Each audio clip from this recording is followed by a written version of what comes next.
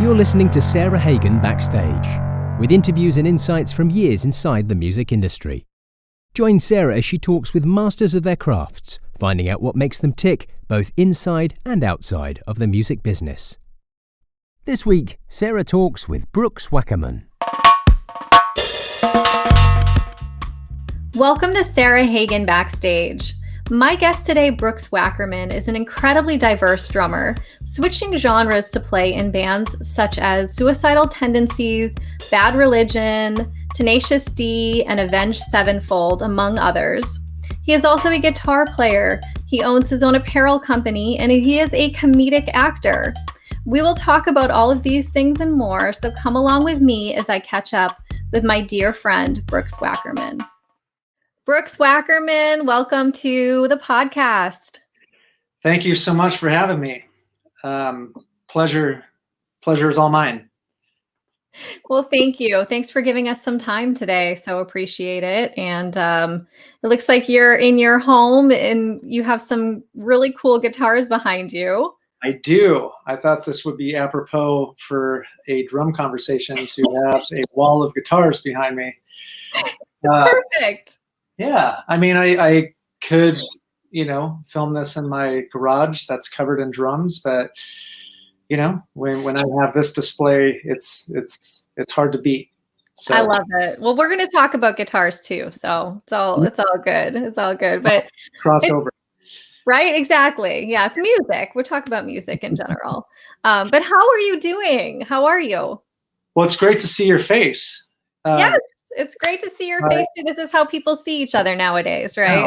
I know. My wife was just telling me, who's a fitness instructor, she just started teaching at her studio again today, and she forgot how much she misses people until she started teaching, and to be actually interactive and without the mask, and of course around vaccinated people. That it's just such a trip to actually have some sense of normalcy in life these days. So it's a nice change. I agree. For this past weekend, for the first time, I spent time around people and actually in public, and the mask mandate has been lifted, of course. So just looking around and seeing people with their full faces and being able to see them smile and interact with humans again. It's almost like we've been conditioned to be alone for so long, or to be like sequestered away, that you kind of come out into public, and I feel like we're all coming out of hibernation and being like, oh, humans exist, I know. It's like we're bears now, just re-entering life. Yes, exactly. It is nice though. I agree with your wife. It's really nice just to be around people again and like have those conversations in person. But yeah. Well, again, thanks for having me. And I love that you're doing this, and I need to catch up on all these great interviews that you're doing with all my favorite drummers. I know. Thank you. Talking about Ronnie Vannucci, and you said you had Matt Cameron on, so I'll be tuning into those tonight. Oh, thank you so much for watching. That's awesome. And yeah, you and Ronnie you just go together for me. Like you guys, you're friends, you have the same birth date. I remember. Yeah. And you just, you have so much of a similar sense of humor. And so I just remember hearing that you guys met and became fast friends and had the same birth date. And I was like, of course they do. That's just perfect. Yeah, it was. I remember going out to dinner with him in Vegas when I was in Bad Religion, and he admitted that he looked up my Wikipedia page. And the first thing it said was Brooks Wackerman, born February 15th. And he just closed the computer down because he was freaked out just based on that. So yeah, I had never hung out with anyone that shared the same birthday as me. So it was, he's kind of my doppelganger as far as like, you know, our interests goes. And if I ever had a twin brother, I feel like he's the dude. It's amazing. He's the dude that gets me. Yeah. Yeah, there isn't that strange too. I actually have a friend who has the same birthday as me as well. Her name's Susan, and we started a job on the same day, and we're filling out our paperwork, and she looked over and she said, "Wait, February 27th, that's my birthday." Mm-hmm. And it's the weirdest thing. And we became immediate friends, and she lives, you know, across the country in San Francisco. But we're, you know, we still are friends, keep up with each other and all of that. And there's something special about meeting someone who has the same birthday. Yeah. Yeah. As Ronnie puts it, it's the power of the 15 every time, because our birthday is February 15th. So I always get a text that says to us, the power of the 15. So, you know, I love it. That's our title. Yeah. So tell us how the past year has been for you, you know, through quarantine and all of that. You know, obviously all of our lives have changed quite a bit in the past year, but how have you been? You know, considering how topsy-turvy life has gone, it's been very up and down. You know, there's a lot of pros, but obviously a lot of cons. I think the cons are obvious, with tours being canceled, and but you know, it also was a test on how, you know, things are never promised. You know, you say tomorrow's never promised, or notion, when we're so used to having, you know, go in, record a record, and then that's followed up by 2 years of touring. And then I've been cycling that ever since I was 12 years old. Yes. So to have that taken away was a real wake-up call. Like, oh, wow, this can actually go away if the pandemic lasted longer than expected.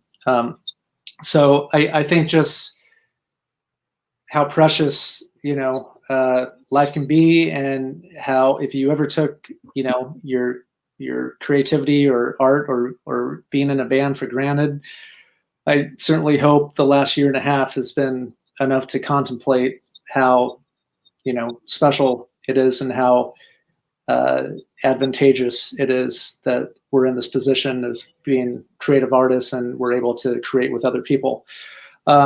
So yeah, with all that being said, it's been mostly a productive year. So I finished my record with Avenged a year ago at Henson in Los Angeles, Henson Studios. So we're practically done with our record, and our singer just has to track his vocals, and then once that's completed, we'll start touring again. And I also did a master class. So I bought a couple GoPro cameras up in my studio here at my house, and I put together 3 hours worth of educational material for drummers or musicians that are interested in learning about what I do, and exercises that I still practice, and song breakdowns. So just to give a shameless plug, that's on my website, 1234clothing.com, if anyone's interested. So that was a definitely interesting experience, in the sense that I've never really done too many clinics. So it was a good way to push myself, to explain what it is that I do and how I practice. So yeah, it wasn't fun most of the time, because I would look at the dailies at the end of the day, not to sound like a pompous asshole, but I would look at the dailies and just go, why am I saying so, and I still say so many times, as I just ended that sentence with so you really under the microscope as to, what to improve on. And it was definitely a great learning experience, but I was happy that I did it. And from the feedback that I've gotten from drummers, they seem to be into it. So it was the first time on like this. And then beyond that, I've been just writing a lot. As you could tell, I play guitar. So I've been writing songs, a lot of groove oriented songs that I've been posting on my YouTube clip page. So yeah, I mean, there's, with music, if you're open-minded enough, there's just so much to learn out there. So between all these amazing drummers that come out daily on YouTube, I'm constantly either practicing, recording, or chasing my kids around the house. Yes, exactly. Well, Yeah. And you mentioned it, I mean, I think it's amazing that you have time and you decided to do some new things, and we'll link to the masterclass to your website as well, because I did see clips of that. It's so good. Yeah. So absolutely. Everyone should check that out. But you mentioned, oh, go ahead. Sorry. I was just saying how I have a newfound respect for clinicians. I was raised going to clinics, and my dad's a music educator, has been for like 60 years. So, I mean, to actually be in the hot seat, I just have such a deeper appreciation for guys like Steve Smith and Nate Smith and any drummers that have the last name Smith. I have nothing but respect for. I love that. Yeah. But like going back to a couple things that you just said. One, that you have been touring and in this routine cycle for years, since you were 12 years old. And the other, that your dad is an educator. Your dad, Chuck, is an educator for 60 years. And I just want to talk about, you starting out so young, growing up in a musical family. Your two brothers are also drummers. And I always just imagine the three of you playing drums. And, I know growing up in a household with one drummer, how noisy that can be. So I can imagine the three of you, and just, what was that like to grow up? I know we've talked about it before, but I would love if you would share some of that. It wasn't as cacophonous as one would think, primarily because I'm the baby of the family. So I have three brothers, John, Bob, and Chad, and there's quite an age gap between myself and John, who's closest in age. There's like 13 years difference. So I grew up with him, but then he moved out when I was like 13 or 14. So really I was, I was in a household with one other brother, because Chad and Bob were already moved out, married, touring. And then John started pursuing the same path. So essentially I was, in a way, an only child, only musician in my household. And I had the garage to myself that my parents kindly soundproofed, because we had these very, very religious neighbors that moved in, and I think they thought I was playing the devil's music. So they called the cops, and the police came to my porch and actually threatened to confiscate the drum set. And legally they can't do that. We looked into it, but they said they were going to confiscate my Slingerland drum set. And they're fucking nuts in Seal Beach, California. So my parents said, this is ludicrous. So we're going to soundproof the garage. You can practice anytime you want. And that's why I'm forever indebted to my parents, because they set up my laboratory that I practiced in the majority of my life until I got my own studio. So, so it was, so growing up in a musician's family was very, it's all I knew. It's like, Mhm. going over to other people's homes, I thought it was weird that they didn't have a drum set, because we always had a drum set like in the living room or the garage. Mhm. So my dad would always drive me to shows, drive me to rehearsals. My dad drove me to my Bad Religion rehearsal, or not only rehearsals, but my audition, because I didn't drive until I was 25. So, and we live in Long Beach, and LA is like an hour, sometimes 2 hours with traffic. Mhm. So they put a lot of, clicks on the old odometer. And yeah, I mean, they were just so supportive. And we used to go to Disneyland and see Buddy Rich play there, Louis Belson. Um, and then my brothers started playing with Zappa. So they would take me to Zappa rehearsals and his concerts. So there was just a lot of different musical phases that I was exposed to that luckily I gravitated towards. That's fantastic. I'm just thinking about the police coming to your house and threatening to confiscate your drums. And I feel like there's a skit in there. There's something, that's just it's just too funny. But I'm so glad that you had incredibly supportive parents. And I remember, your parents coming to NAMM every year. And it was one of the highlights for me because I loved your mom and I love your dad, and they would just come by, and the sweetest human beings in the world. And I understood like where you and your brothers came from, because you've always been so incredibly sweet. And it was just so refreshing, Yeah, I mean, I hope I'm bestowing the same, morals and politeness to my kids, because I my parents were, and my dad is still alive. So I mean, he's still the sweetest guy that I know, and non-judgmental. And even though we he's a jazzer at heart, but he loves watching his sons perform. So whether I'm playing metal or playing comedy rock with Tenacious D, or fusion, like he just loves coming to the shows and being exposed to different styles of music. And that's what he did with me. We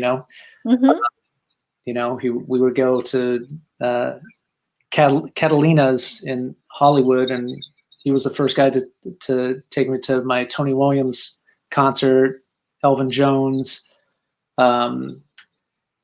Dennis Chambers, and he just loved going. He loved seeing just drummers that have mastered their genre or their eclectic styles. So, I understood the importance of being open to a lot of different styles and genres growing up because of my family.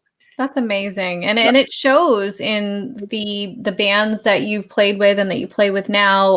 When I first met you, you were playing with Bad Religion. I think that was the first show that I saw you play. Maybe on a Warped Tour even. Did you guys play? We did about 27 Warped Tours. Wow. Okay. It feels like forever ago. I actually have a picture of the two of us, and I saw it recently. It like popped up in my memories, and I was like, oh my goodness, we look like babies, or like, because we were babies. Yeah. Babies on Warped Tour. So Bad Religion. And then the next time I think you came through Boston, you were playing with Tenacious D, which was such a great show. And I remember the funniest story when I was at I want to say like maybe Roger Waters' The Wall show at Fenway Park. I feel like that's what show it was. We went to that show. We went to the show. You guys were in town. Tenacious D was in town like a day early. You guys came to the show, and I met you like in the catering area. We caught up a little bit, and then we walked through, you have to kind of like walk through Fenway Park to get to where the dressing rooms are and everything. And you guys were going to go say hi to the band. And we were walking through with you all, and this guy yelled to his friend, "Hey, that's Jack Black over there." And his friend said, "That's not Jack Black. That guy looks nothing like Jack Black." I was just like, what in the world? You know, like he has to be one of the most recognizable people. So that was just, I remember that, Well, that's the first for someone to actually challenge whether that's Jack or not, because usually it ends, or usually there's a period after "that's Jack Black," period. Yes. Because it's not a question. There's no other human that looks like Jack. I talk about this ad nauseum with people, where there's certain celebrities that can run incognito and get away with it. Yeah. But with Jack, he has such a singular look, and I mean, he was Nacho Libre, so he's built like a Mexican wrestler. Yes. And I remember being in Adelaide, Australia, and we were using the crosswalk, and he had a fisherman's hat on and glasses. And I don't know if he was trying to be incognito that day or what, but as soon as we got into the crosswalk, people were like, "Nacho, Nacho." So good. He's the most recognizable. Yes, I think there are even like videos of Comic-Con, like where he's in costume and people still recognize him, and so funny. That was it's just one of those moments that I think of now and again, and it just cracks me up. Like, that guy looks nothing like Jack Black, and I'm like, what? That was probably the best show I've ever been to. Roger Waters' The Wall. It was amazing, wasn't it? Yeah. The other band that puts on, just as far as production and the musicianship, is Muse. Like, I love watching Muse live. I'm a huge Muse fan. I'd say my two favorite acts are Muse and Roger Waters, because they just, I don't know. The stage show, right? It's just like so nice, so fantastic. There's bands of that magnitude that, they'll play, but it's just, there's something about being in Fenway and having that production. It's cinematic, So, I would say Tool is another band like that for me, where the live show is just so visually, fantastic. And it's like watching a movie with live players on the stage. Exactly. Yes. Yeah. And then, when I heard that you were in Avenged Sevenfold, I think you called me and told me, and I was just like, oh, yes, you did. You called for Symbols. That's exactly right. But I was just like, what is going on? And it was so amazing. Like, it made so much sense. And it was such a departure from like the way that I thought of your playing. But like I said, it made so much sense. Like, and you just fit into that band so well. It's thank you. Yes. Thank you. Yeah. Yeah. I mean, speaking of the Warped Tour, and by the way, I first called you to let you know about the exciting news. Then I said, due to me now being a metal drummer, I do have to expand my arsenal of cymbals. You did, yes. That was exactly the conversation. My friend Joe Escalante, who plays bass in the Vandals, turned me on to Avenged on a Warped Tour that I was on with Bad Religion. So that's where I first discovered Avenged, and they were the only band on the Warped Tour that was playing like 8-minute songs on stage. And on the Warped Tour, you're only allowed 30 minutes. So they had like 2 songs that they were playing, because they were literally epic songs in the most literal sense. So after seeing them, I'm like, oh, these guys are awesome. They're writing these like Mr. Holland opuses on the floor. Because every other band was either like ska or punk. There was this homogeny going on, but there was a lot of great bands. But it was hard to find the Avenged Sevenfold on a tour like that. So, So after discovering them, I became a fan and would watch them regularly. And then, obviously, when Jimmy, the original drummer, died, I was just devastated. And then, they went through a couple drummers after him, and then they called me, and luckily it worked out. Yes. Yeah. And I'm glad that you mentioned that too, recognizing Jimmy and him passing away. And I think when that happened, it was a question like, who can take this seat, because it is such a really kind of specific kind of music, like you just mentioned. It's like metal, but it's in a way it's set up like it's orchestrated, so very much. I mean, it's metal, but then it's not, it's in the metal category, but the guys in my band love hip hop. They love Danny Elfman. They love, classical music, and a lot of the guitar parts are very much inspired by classical composers. So I mean, it's to be in a band where the breadth of knowledge and musical influences, it's hard not to be excited about that. So I was honored when I got the call to work with them, and to be a band member, because I wasn't sure when they called me if they were just looking for a hired gun, but luckily they were looking for someone to fill the spot and to be a full-fledged member. Absolutely. So I mean, but to go back to Jimmy, I mean, all the guys went to high school together. So all original members, they started the band in high school, and Jimmy was very much, an integral part of the songwriting and the style that became Sevenfold. So, it was just heartbreaking, Absolutely. Yeah. And I think there was, for a while there, a question like, how does this go on? How does the band continue? But so glad to see you playing with them and part of the band. And it's so great. And along with that, you're doing so many other things. And like you mentioned, playing guitar, which is always great.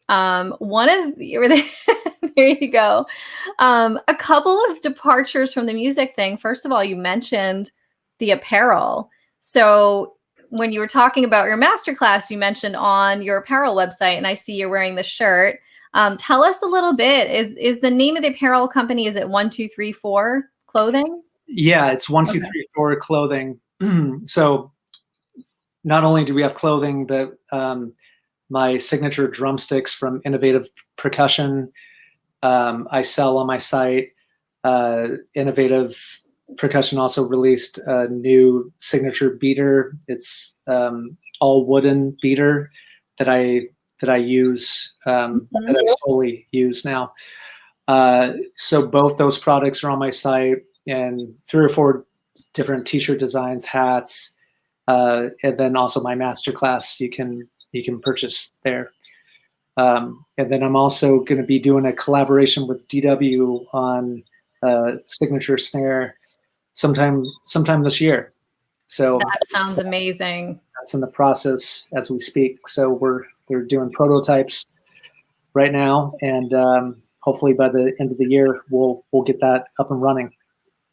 That is so exciting. I'm looking forward to seeing that. I can't wait. I won't ask too many specifics about it because it's probably under wraps at the moment. Yeah, we're definitely in the nascent stages of designing it, but I think we have a good blueprint so far.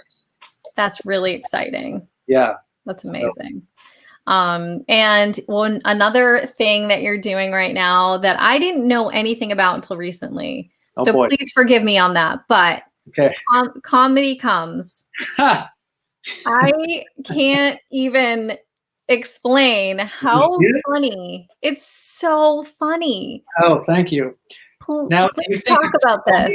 Do you think it's funny because we know each other, or do you think it's funny? Like, would you find it funny if you didn't know me? Because a lot of my friends pose that question, and I don't know. Because I only played it for people that know me, so it's it's hard to say if the general public would pick up on, because some of it gets kind of dark. But okay, so yeah, so I know you. Circle, we right. can all laugh together because we get each other's sense of humor. Yeah, so you have this amazing, like, kind of sarcastic and sometimes kind of dry and deadpan sense of humor, which I really love and enjoy and relate to really well. But so yes, maybe I find it even more funny because I know you and I can, like, every expression on your face just cracks me up. But but I think that it's just funny in general. I think it's really funny. And Catherine Kendall, is that right? Catherine Kendall? She's so amazing. Yeah, like, she's a genuine actor. Like, she's a professional actor. Mm-hmm. She was in the movie Swingers and on, I think, Broadway. So when I did the Seth Meyers show, I was the special guest drummer for a week, and Sid, who's the house bass player in the band, is a comedy writer. So we started talking, and at that time, I was finishing up the script to Comedy Comes, and I said, "Do you know any actors? I'm trying to find a female to play a part." And he said, "Oh, you should call my sister who lives in LA." And so that's how it started. And then she was the only one that I auditioned, and it worked out, luckily.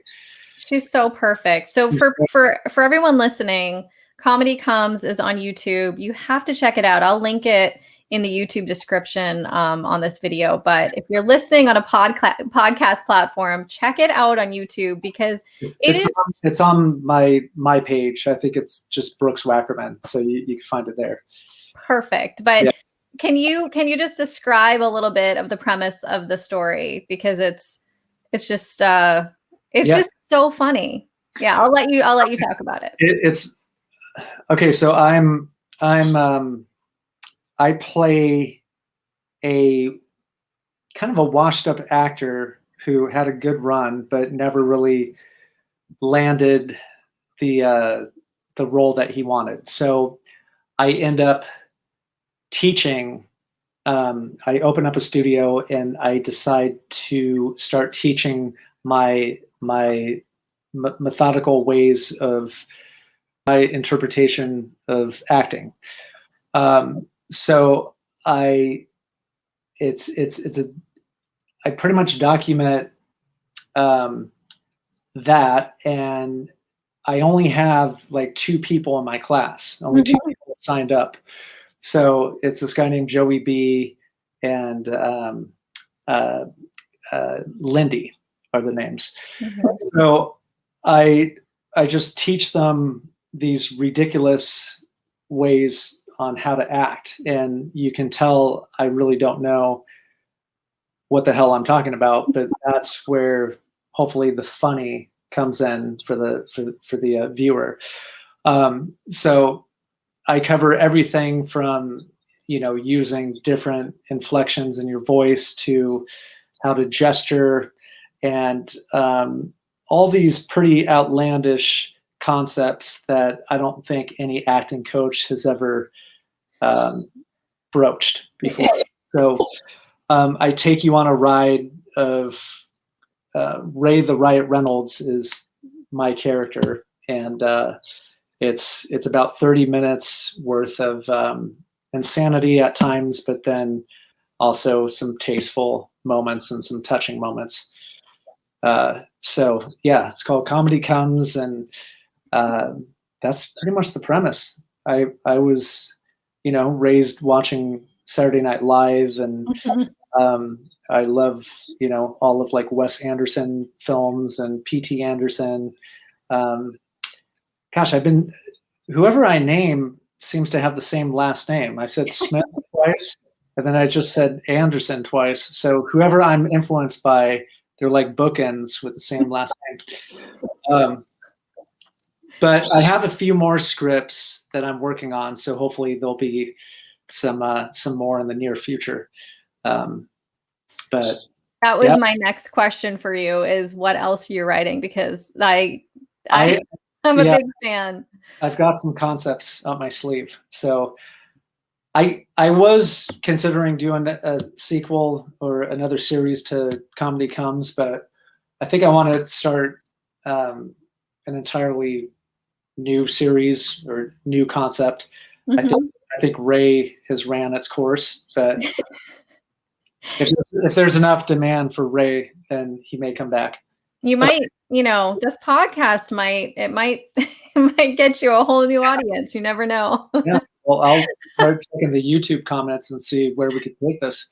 Right. It's funny that you mentioned Saturday Night Live, because that did cross my mind. It felt like a long form, like Saturday Night Live sketch, like such that humor. And maybe, that's why I relate to it so much, because I also grew up watching Saturday Night Live. And I think of life in terms of skits all the time. Like something will happen and I'll think to myself, oh, that would make a really good skit on Saturday Night Live. Like if you just take a flight somewhere, you can write a script, because there's just, everything from the Uber ride to checking in, to walking to the gate, just being observational with humanity. It's comedy.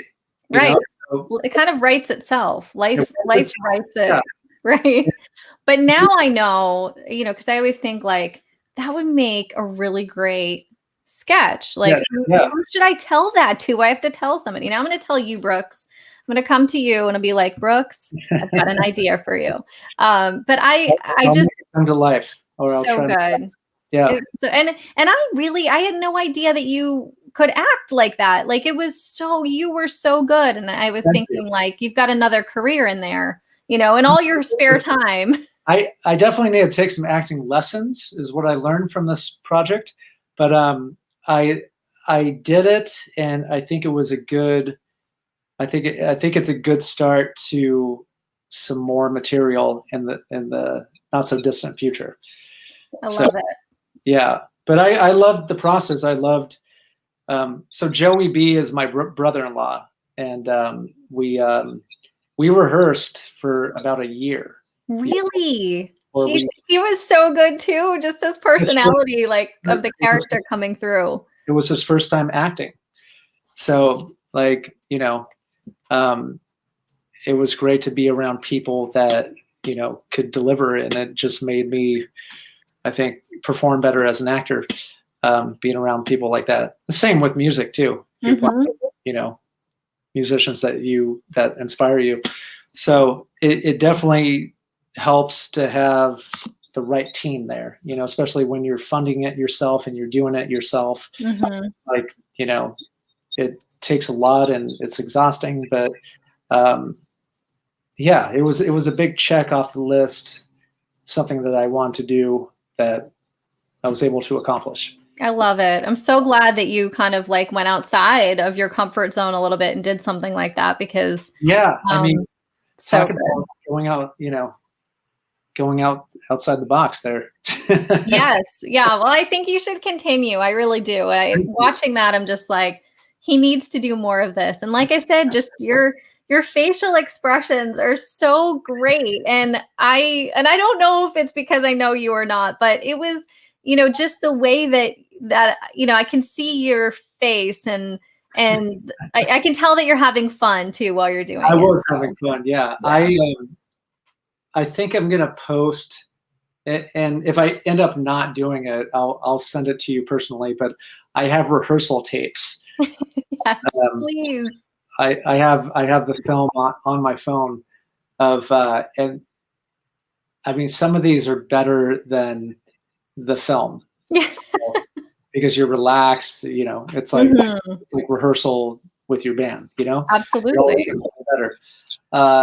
So yeah, I think I might compile something of the rehearsals and release that so people can also get a different perspective of like what was happening or to see how it evolved within a year. So you might be interested in the rehearsal tapes. So I would love that. I would love it. I like that people are getting to see this side of you too, and see, because drummers don't often get featured. Like your personality doesn't often get featured. Sitting behind the kit, being in the back, being in the dark a lot of the time. But so I was excited to see your personality featured in that way. So thank you. Yeah, for sure. I love that you checked it out. So that means a lot. Oh, for sure. Yes. And like I said, I'm going to link it. I'm going to link it in the YouTube bio so everyone can check it out. For sure. Absolutely. And back to music for a minute too. I'm curious if there's anything that you're listening to now that you're finding interesting, or are you hearing any new music? What are you listening to nowadays?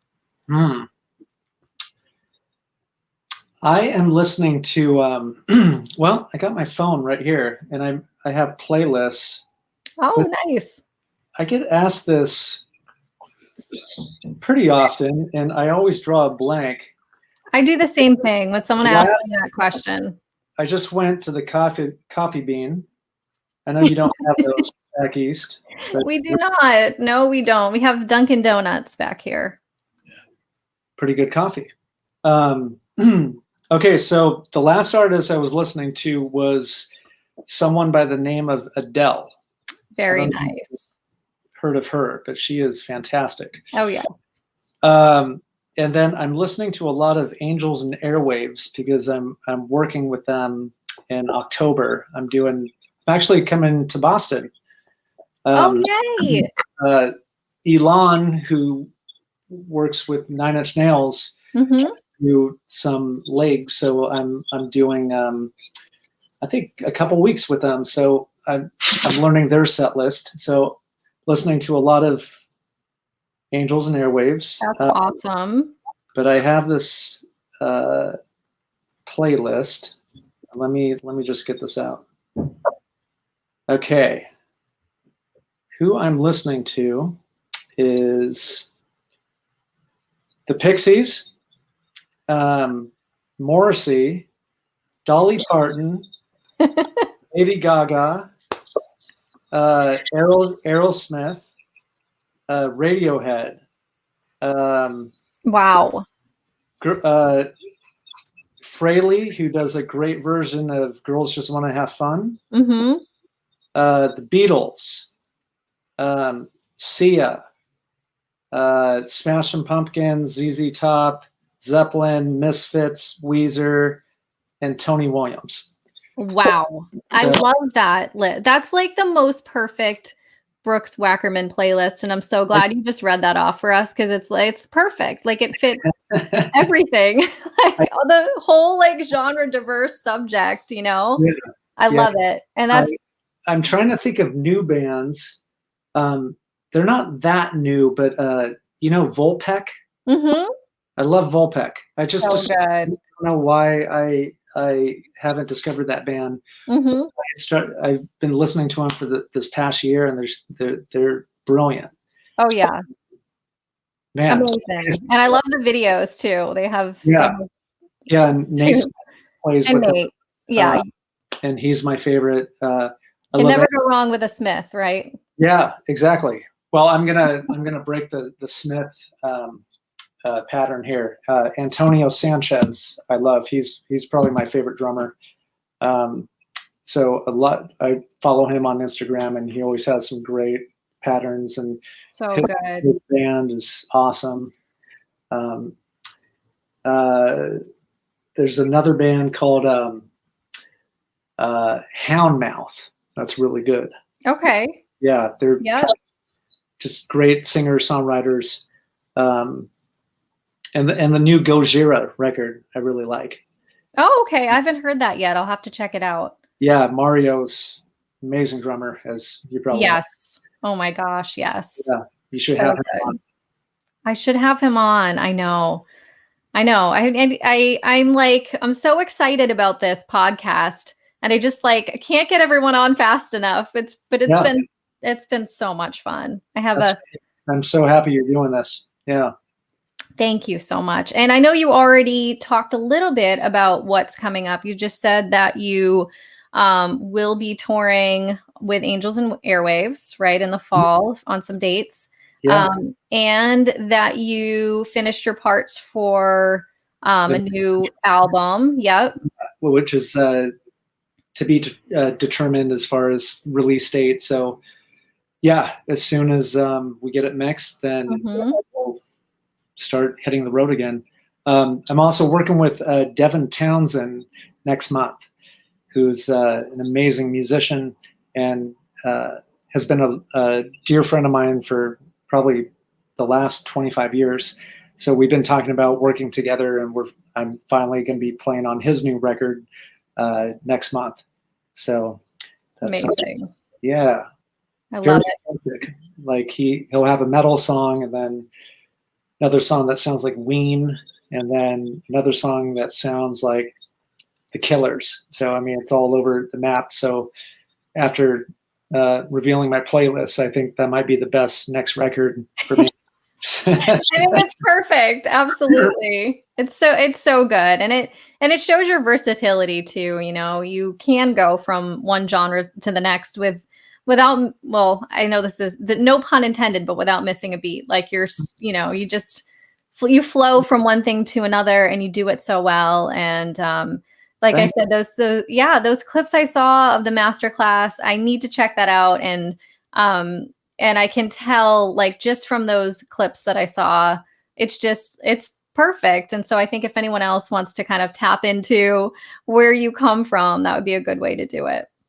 Yeah. And, you know, by studying jazz and, reggae, metal, you can incorporate these other styles, even if you're not playing these styles, into whatever band you're working with. And I think that's what differentiates some of my favorite drummers from other guys is just the education that they had and how open they were to digesting all these different styles. So I hope that comes through in my playing, because I'm still constantly learning and trying to figure out, what can I do different or different approaches or sonic differences. So just trying to be Steve Jobs over here. I think that's been kind of a common theme in these conversations that I've been having is the, constantly learning and exploring and,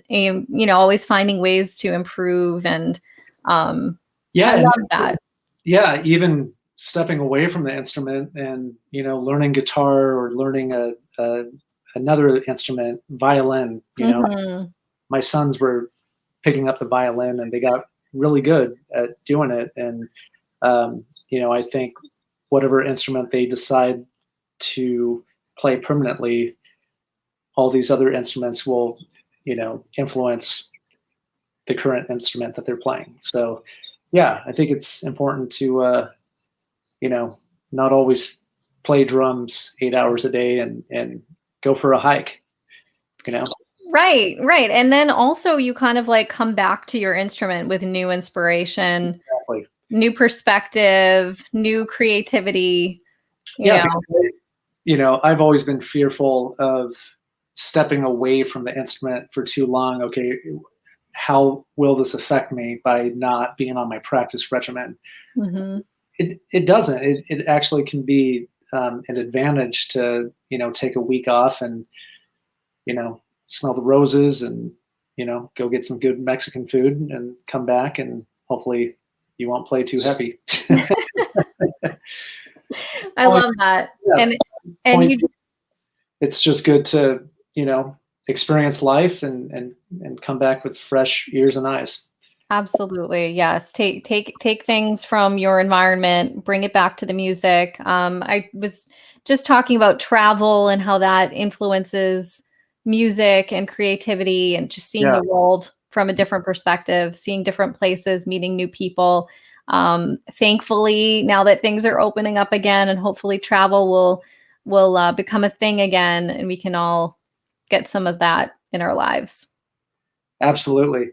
Yeah, it's just great to, go on social media and see all these shows happening right now. Mhm. I know the Foo Fighters just played the first show in New York at MSG the other Mhm. night, and seeing footage from that was just like, okay, we're kind of getting back on track now. So this Yeah. is good.